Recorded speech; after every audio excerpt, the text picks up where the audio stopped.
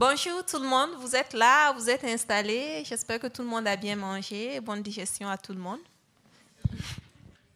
On peut commencer? D'accord. Je suis vraiment très heureuse d'être aujourd'hui avec vous pour aborder une question vraiment importante, autant pour les États du monde que pour les États de l'Afrique et de façon très particulière pour les États du Sahel d'où je viens. J'espère que vous entendez le débit de ma voix. D'accord. Alors, cette question que je voudrais aborder avec vous, c'est la question sur les menaces et les défis qui pèsent sur les organisations de femmes dans notre contexte actuel, qui est un contexte d'insécurité. Je ne vais pas réduire mon allocution au contexte d'insécurité, quand bien même je vais brosser les conséquences de l'insécurité sur les organisations de femmes. Mais avant tout, je voudrais me présenter et aussi dire que je ne suis pas seule ici. On l'a déjà dit, je préside l'association Femmes pour la dignité du Sahel. Mais ici, je suis avec l'association Kissal, Observatoire des droits de l'homme, qui intervient au Burkina Faso et dans bien d'autres pays du Sahel. Et je suis également avec le collectif contre l'impunité et la stigmatisation des communautés, Dr Diallo. Et je suis également avec l'association Waldefoulbe, qui est une association qui intervient dans la promotion de la culture, et également avec l'association Tintoua, nos frères de l'Ouest. Donc, ma présentation va s'articuler autour de 3 points. D'abord, nous allons parler des menaces qui pèsent sur les organisations de femmes, en mettant bien sûr un accent particulier sur le contexte sécuritaire, mais également nous allons aborder dans un deuxième point les défis que ces organisations-là ont à relever, avant, bien évidemment, de parler des perspectives. Donc, sans plus tarder, je vais commencer mon allocution. Alors, quelles sont les menaces qui pèsent sur les organisations de la société civile actuellement dans la région du Sahel et dans toute la zone de l'Afrique de façon générale? Alors, en allant du général, nous allons citer plusieurs types de menaces. Et en premier lieu, ce que je voudrais citer, c'est les menaces liées au manque d'autonomie économique des femmes et à l'analphabétisme.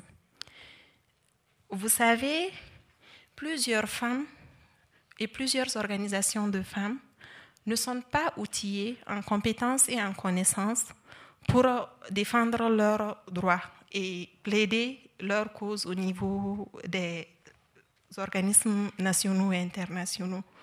Tout simplement parce que les personnes qui leadent ces associations-là ne sont pas allées à l'école.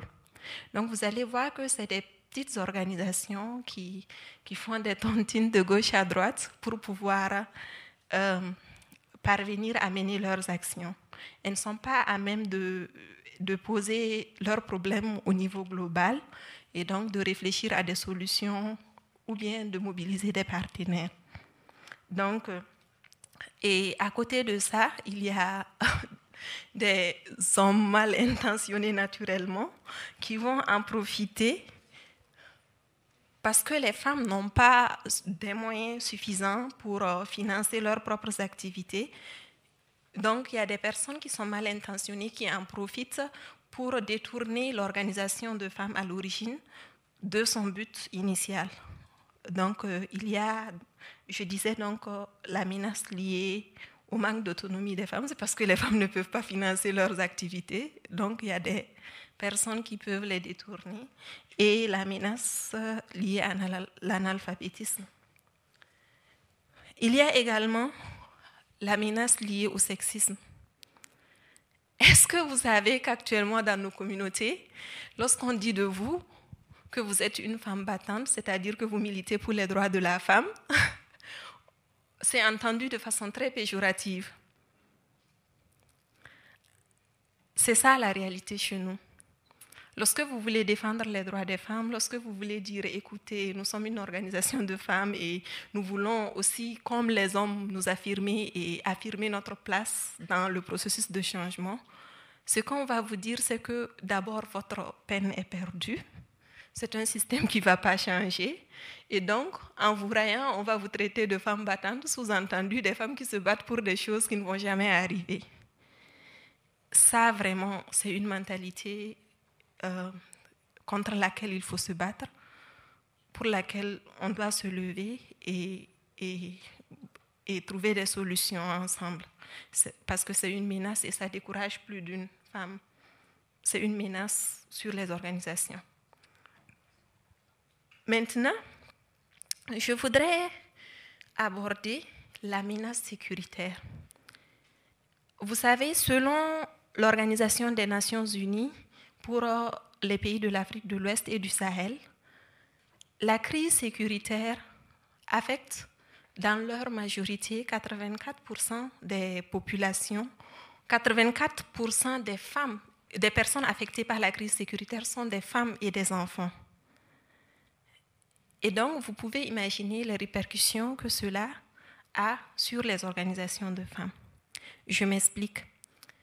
Lorsqu'il y a une crise, comme c'est actuellement dans le cas du Burkina Faso, où 40% de nos terres ne sont plus occupées sous la domination de l'État, mais sont dominées par des forces extrémistes, il y a en réalité un déplacement de population qui s'ensuit.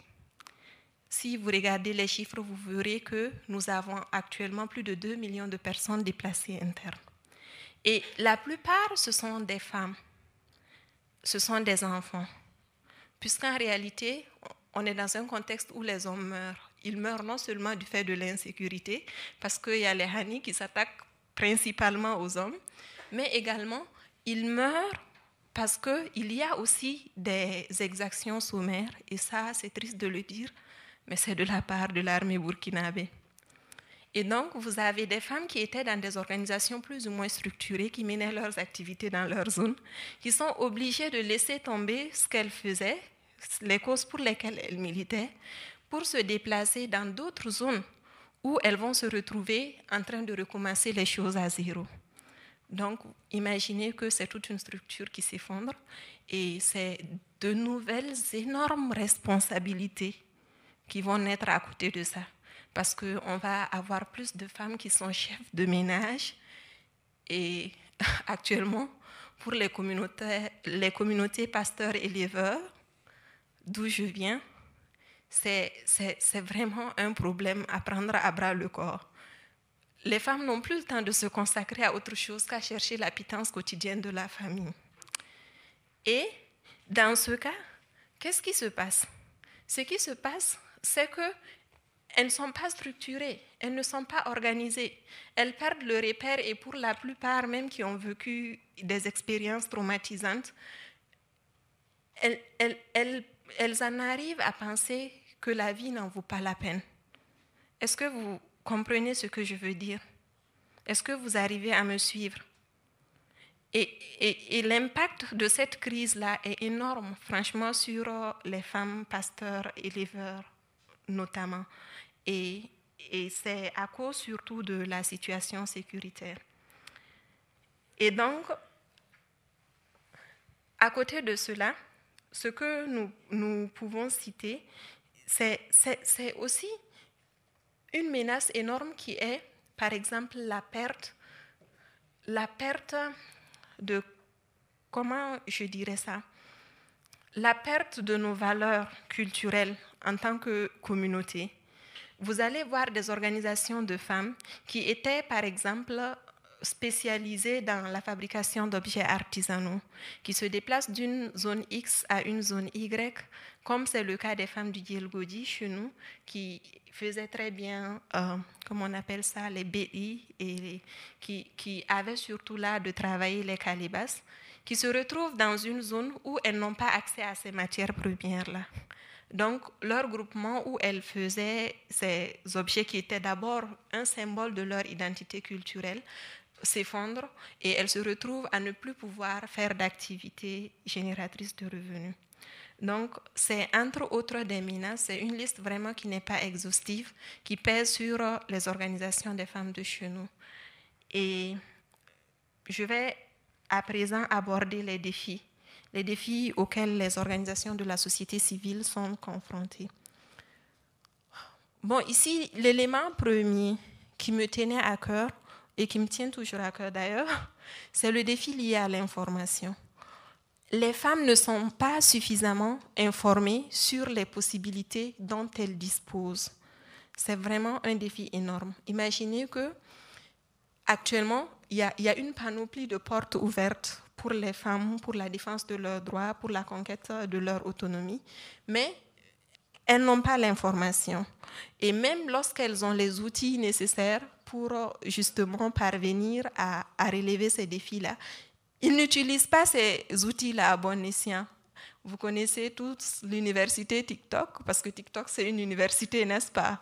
À l'initiative, c'était pour rechercher des sujets bien précis et quel qu'en soit le thème qu'on clique, on trouve sur TikTok. Mais nous, nos sœurs utilisent par exemple cet outil non pour plaider leur cause, non pour rechercher des informations, mais par exemple pour se distraire et voilà, faire des vidéos drôles. Ce que je ne condamne pas, mais je pense qu'on peut utiliser à meilleurs escients les outils dont nous disposons et c'est justement parce qu'on n'a pas l'information qu'on peut faire sur ce qu'on peut faire de ces outils-là. Ensuite, il y a le défi de la relève. Ce qui se constate sur le terrain, et franchement, vous allez remarquer que pendant toute mon intervention, mon argumentaire est basé sur le constat terrain, c'est que la plupart des organisations de femmes s'éteignent lorsque les premiers leaders qui l'ont fondé s'en vont vers d'autres horizons. Il n'y a pas de relève qui est assurée, il n'y a pas de relève qui est formée. C'est une seule personne qui porte la vision, qui porte les convictions de l'organisation et donc quand elle s'éteint, quand elle part, l'organisation aussi s'éteint et l'organisation ne survit pas. Et donc, c'est un défi important. Il y a aussi le défi lié aux facteurs socioculturels. Beaucoup d'organisations de femmes, justement, se sont vues effondrer parce que la lead, celle qui portait les ambitions de l'association, celle qui a entraîné les autres avec elle, à un certain moment s'est mariée et que dans nos cultures, lorsqu'on se marie, on doit arrêter certaines activités, on ne doit plus forcément se faire voir, on ne doit plus s'afficher sur certains sujets. Et donc, ce facteur socio-culturel qui place la femme dans un rôle bien défini constitue également un défi à relever et peut-être même, je dirais, une menace aux organisations de femmes sahéliennes. Donc, je dirais que c'est un défi et en même temps une menace. Alors, je ne sais pas combien de minutes il me reste. D'accord, très rapidement. 1 minute pour aller sur les perspectives. Oui, voilà, rapidement, désolé. Hein. On aimerait vous écouter pendant plus longtemps, mais il y a d'autres intervenants, c'est pour ça. D'accord. Je fais juste en 2 minutes. Alors, pour ceux qui... 1 minute.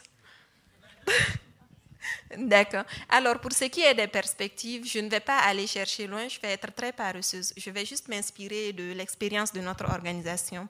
Femmes pour la dignité du Sahel est une organisation qui intervient sur 5 domaines essentiellement.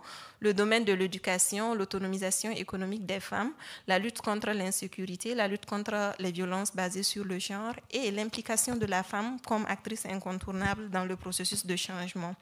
Qu'est-ce que nous faisons? Ce que nous faisons, par exemple, pour relever le défi lié à la relève, au manque de relève, c'est de créer des programmes qui enrôlent les jeunes filles dans un processus de militantisme où elles servent des causes, où elles servent des valeurs et non seulement des individus ou des organisations. Donc, nous avons un programme de promotion du leadership et de l'engagement communautaire des jeunes filles qui chaque année enrôle des jeunes filles. Et notre objectif, c'est que quand la génération qui est actuellement en train de leader l'association sera passée, il y ait des jeunes filles qui sont suffisamment outillées, qui sont convaincus des valeurs que nous défendons et qui vont les défendre. Et ce que nous essayons de faire aussi, c'est vraiment, vraiment de passer par la solidarité. Merci beaucoup. Et voilà. Merci Je vous remercie et Maïmouna Ba. désolée Merci. d'avoir débordé le temps. Je vous en prie.